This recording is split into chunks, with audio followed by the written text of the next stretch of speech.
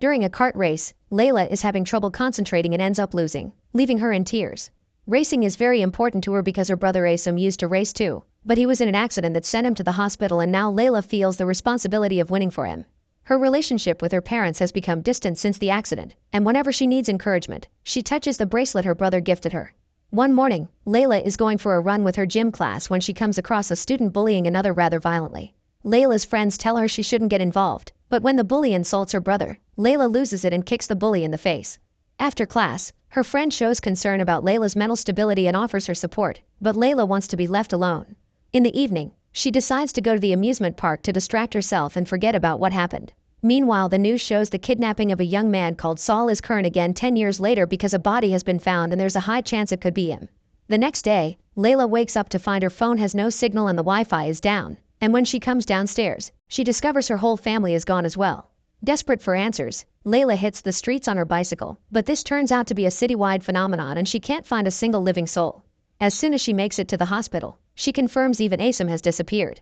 Not knowing what else to do, Layla keeps exploring the city asking for help and eventually she manages to find two kids, Terry and Camille, who have gone through exactly the same. Their phones don't work and they haven't seen anybody else. Deciding to stick together for safety, the trio goes to the police station while unaware something is watching them from afar. Communications in the station are down too, but they do manage to find a guy named Dodi, who is in handcuffs.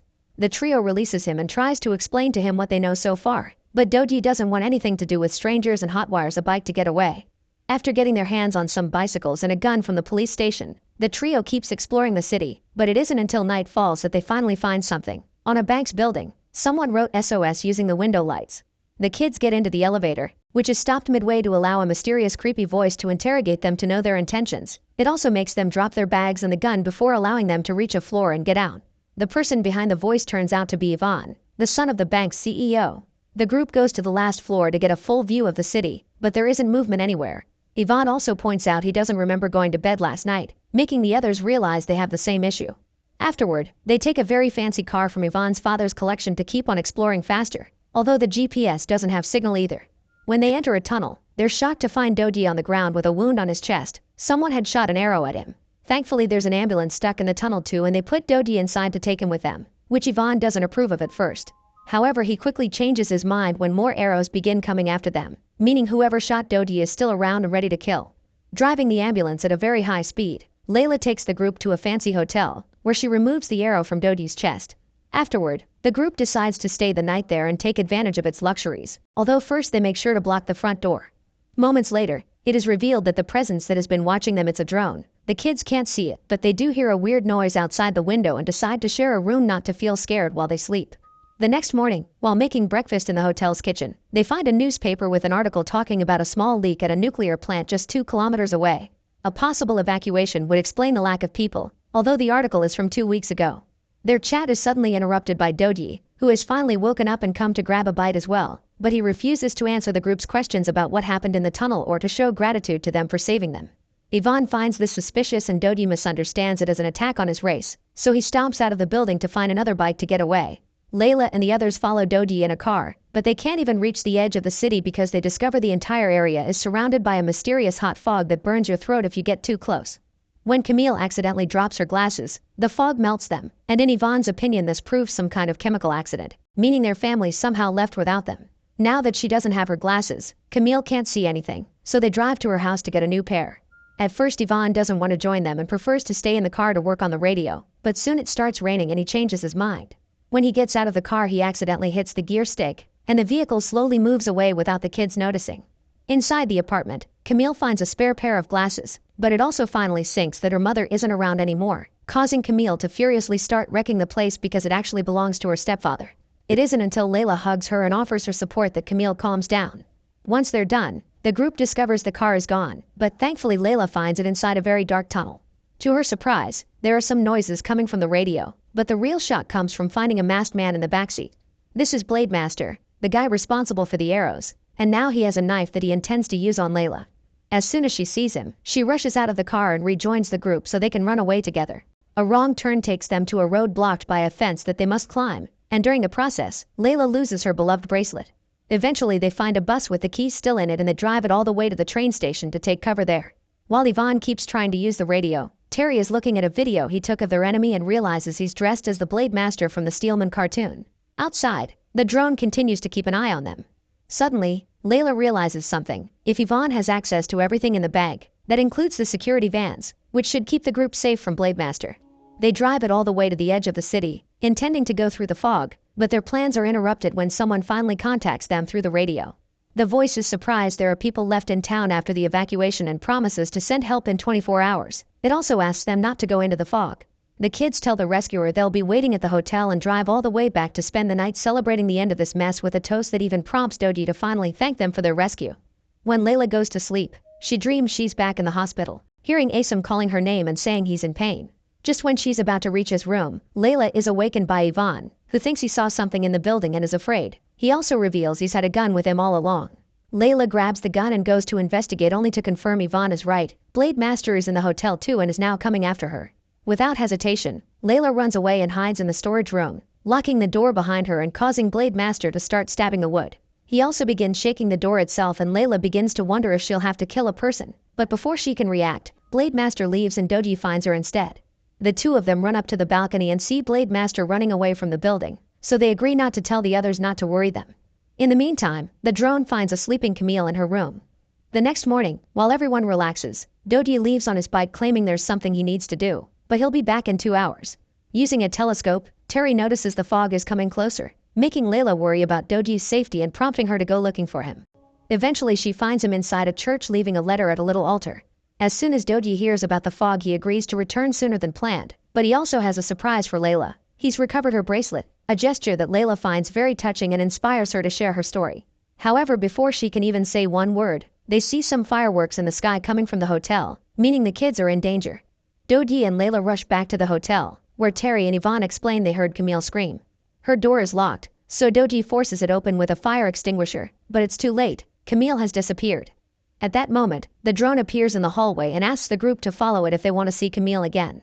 Driving the security van again, the group follows the drone to an abandoned building, where only Doji is allowed to enter. Layla doesn't like this idea, so Doji tells her she can come after him if he doesn't return in 10 minutes. Before he leaves, Layla gives him the gun and a tight hug. Doji goes inside and is welcomed by the drone, but 5 minutes pass and there is no news from him. Refusing to keep on waiting, Layla grabs a weapon from the security van and rushes inside before the 10 minutes are over. The building is an abandoned lab filled with trash from wall to wall, including Steelman comics on the floor. Unfortunately, by the time Layla finds Doji, it's too late. He's already been killed. Blade Master takes advantage of Layla's distraction to jump on her to kill her, but luckily Terry shows up and knocks him out with a quick hit to the head. Then, Layla removes the mask and discovers this isn't a man. It's a young neurodivergent boy called Remy. Moments later, after giving Doji a proper burial outside his church, the group ties Remy up and tries to make him confess Camille's location. Remy won't talk and this makes Layla furious, even prompting her to want to kill the guy. But Terry stops her just in time when he notices a sticker on Remy's clothes belonging to his mother's association that helps people with disabilities. Remy can't talk because he's mute, and there's no way a guy that depends so much on charity could have had the resources for this crazy plan. Layla accepts not to kill him, but she doesn't release him either. Afterward, Layla checks the letter Doji had left there earlier and discovers he had written it for his mom to apologize for shooting her husband. He wasn't evil, he had only wanted to scare him off because he hurt her. At that moment, a noise startles everyone. The radio gets in contact again to know why they left the hotel. The kids inform them they're in the church now and the voice starts laughing, calling him as gullible as Remy, who he refers to with a slur. It had always been the real Blade Master talking to them on the radio, which explains how he could always find them, and now he puts Camille on so they can hear her cry for help. Suddenly, an explosion goes off outside and destroys various sections of the church walls, allowing the fog to get inside. The kids release Remy and bring him with them into the security van, which they use to escape. Once they're far enough from the fog, they discuss where to go next while Yvonne handles the radio, but he can't make it work again. In the end, they park the van near a bridge and try to rest for a while before taking any decision. Layla dreams of the hospital again and Asim tells her to hurry, but before he can indicate exactly where to, he screams in pain and Layla wakes in tears, clinging to Terry for comfort. Moments later, the radio picks up some noises that sound like animals, which means Camille and the real Blade Master must be in the amusement park. As soon as they make it there, they sneak into the tent and confirm their guess is correct. Camille is there, locked inside a glass cage while wearing a long white dress. The real Blade Master is there as well and turns out to be Saul, who should be dead. He wants Camille to marry him and keeps referring to the members of the group with slurs. Remy still has the blades from the costume and wants to attack, but Saul sees him first and kills him with an arrow. Afterward, Saul explains to Camille how her friends will be caught by the fog and burn eternally in chaos in limbo before dropping the cage to make the group come out of their hiding spot. Saul isn't scared and comes face to face with Layla's weapon as he tells the story of a fire breaking out near the amusement park and asks her to wake up. Layla can't take his taunting and shoots him, but it just makes Saul laugh before he takes out a suspicious sheet of paper from his pocket. While Terry and Yvonne free Camille, Layla takes the paper with her to the amusement fair as she finally begins to remember what happened the night before it all began. While she had been having fun at the fair, she came across all the members of her current group, and the fire caught them there. It turns out all 5 of them plus Remy are actually dead, and the paper is a flyer announcing an event in memory of the victims. Terry and Yvonne come after her to warn her the fog is coming closer, but they freeze when they discover the truth as well. Realizing people can't die twice, Layla gets in a car and drives all the way back to the church to dig out Dodi, who effectively is perfectly fine. When he asks for an explanation, Layla loses it and begins laughing, mentioning how they're all dead and how they all probably are just part of her imagination before running away. As soon as she finds the fog, Layla lets her body fall into it and instantly becomes unconscious, so Dodi picks her up and goes to find the others in order to think of a way to help her. While the group tries to locate some water to lower her very high body temperature, Layla dreams of the hospital once more. This time she manages to reunite with Asim, who tells her to cross the limbo and cross the fog. At that moment, she wakes up thanks to her friends having found a lake and dipping her in it. The fog keeps coming closer, but Layla knows what to do now. The group goes back to the security van and after everyone puts on gas masks, Layla follows Asim's advice to enter the fog. For many long minutes, there's nothing but constant shaking and darkness, and the van doesn't stop until they come across a source of light. The kids have finally crossed limbo and reached heaven, which presents itself as a big open field with a huge building in the middle of it. Inside, the group finds hundreds of other souls cheering for their leader who turns out to Saul, and his presence makes the friends wonder if this is truly heaven after all.